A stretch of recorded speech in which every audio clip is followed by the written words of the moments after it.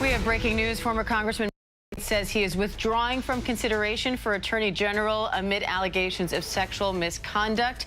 He just posted this on X, saying, "I had excellent meetings with senators yesterday. I appreciate their thoughtful feedback and the incredible support of so many. While the momentum was strong, it's clear that my confirmation was unfairly becoming a distraction." I want to bring in our Jay O'Brien, who's there on Capitol Hill following all of this.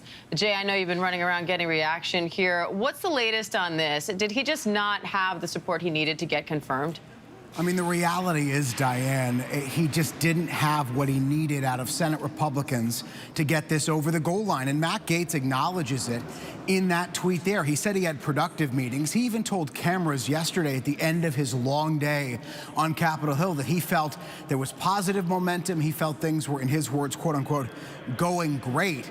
But the reality here is, if Donald Trump wanted to put Matt Gaetz through the traditional Senate confirmation process, which would mean a hearing before the Senate Judiciary Committee and a vote on the Senate floor, he would need the support of some moderate Republican senators who had expressed, a number of them, skepticism about whether Matt Gaetz could be confirmed or not. A, because of this ongoing and now paused, because he's no longer a member of Congress, House Ethics Committee investigation that was into Gaetz, and this fervor, as you and I have been discussing for quite some time, over whether this report about allegations of Gaetz having sex with a minor, allegations of sex trafficking, allegations of illicit drug use, all things that Gaetz denies, but whether this report that was looking into those allegations would ever be made public. And even aside from that report, I had talked to lawmakers who said they had deep skepticism about Matt Gaetz in the role as Attorney General, even if you put everything about that report to the side and only considered him based on the merits of his political career. And so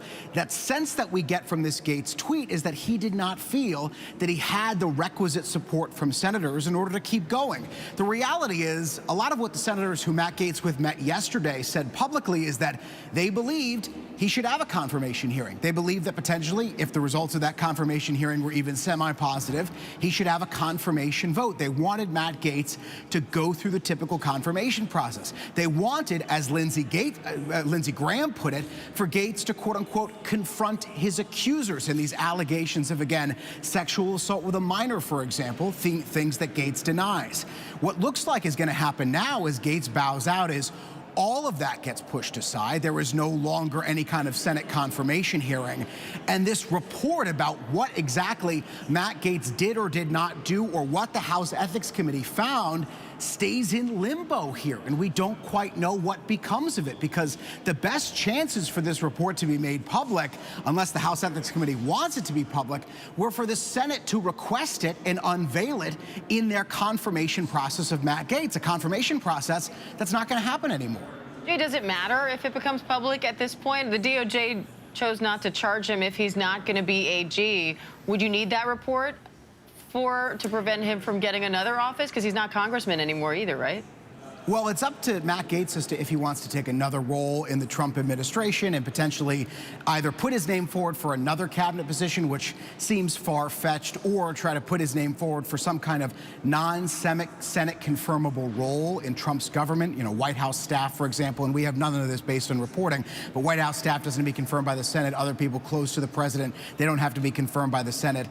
It's unclear what happens next, though, to your question of does it matter? Because Matt Gaetz, remember, was elected to serve in the 119th Congress. We are right now in the 118th Congress. The 119th Congress doesn't take power until January. And when Matt Gaetz resigned, he said that he does not intend to take his seat in the 119th Congress. But he didn't resign from that Congress because he can't, because that Congress doesn't exist yet. So if Matt Gaetz wanted to come back to Congress and serve in his seat come January, in theory, he could try to do that. We do not know if he wants to. I'm checking in with sources close to Gaetz right now to figure out that exact question. What is next here for Matt Gaetz? But if he wanted to join Congress again come January, he technically could, Diane.